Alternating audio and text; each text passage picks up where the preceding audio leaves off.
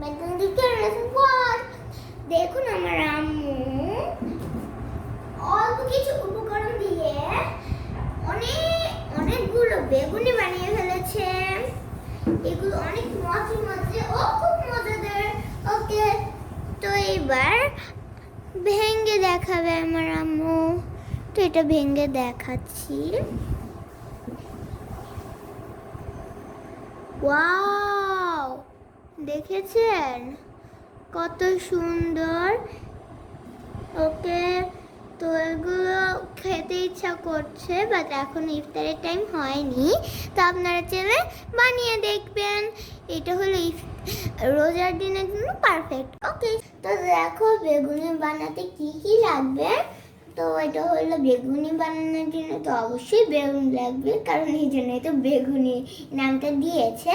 তো বেগুন আমার আম্মু খুব চিকন করে স্লাইস করে নিয়েছে, এই যে দেখেছো। ওকে, এই যে এরকম। ওকে, এটি এখন সামান্য লবণ দিয়ে মিক্স করবে। এই যে তো এখন মিক্স করে নিচ্ছে। এটার ভিতরে কি আছে? লবণ।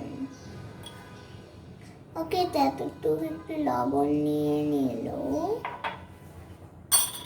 লবণ নিয়ে রাখলে কি উপকারিতা?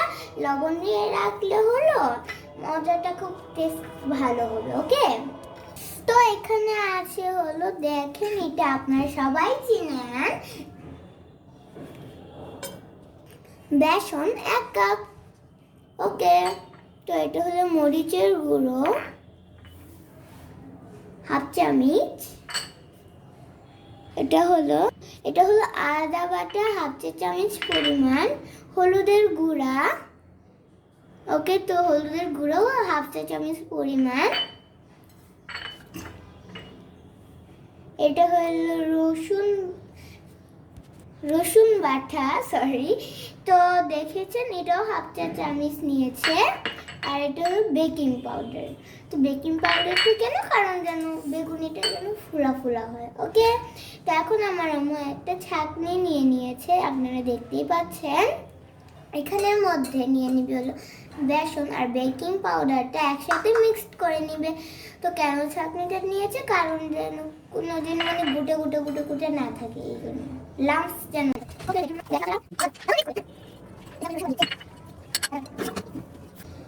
পরে মিশিয়ে নিবে। লবণ দিবে।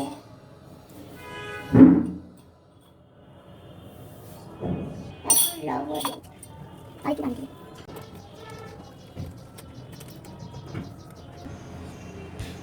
ঘনত্বটা এরকম হতে হবে, তাহলে পারফেক্ট বেগুন হবে।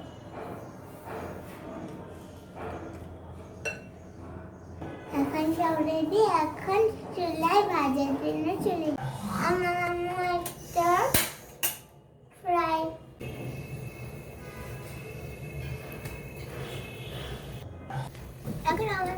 প্যানে অনেক তেল নিয়ে নিয়েছে। এখন আমার আম্মু বেগুনিগুলো দিয়ে নিচ্ছে।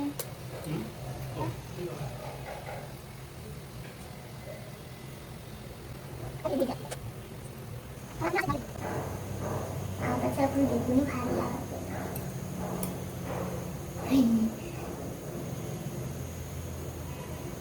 আর একটু দিয়ে দিচ্ছে।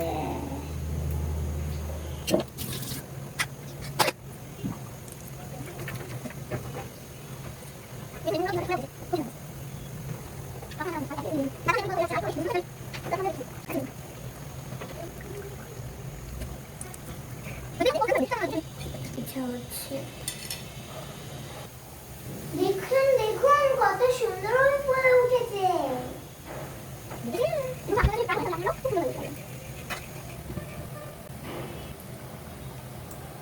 দেখুন এবার হয়ে গিয়েছে। দেখেছেন কত সুন্দর হয়ে গিয়েছে। এবার পরিবেশন করার পালা। দেখেছেন? দেখুন আপনারা অল্প কিছু উপকরণ দিয়ে কত সুন্দর বেগুনি দেখা যায়। বেগুনি হয়ে গিয়েছে, কতগুলো বেগুনি হয়ে গিয়েছে। এভাবে আপনারা আরো বানাতে চাইলে আরো বানাতে পারেন। ওকে সেভেন, তোমাদের যদি এই ভিডিওটা যদি ভালো লেগে থাকে তাহলে অবশ্যই সাবস্ক্রাইব করবেন, লাইক দিবেন এবং অবশ্যই শেয়ার করতে ভুলবেন না। আজকের ভিডিওটা টাটা বাই বাই, আল্লাহ হাফেজ।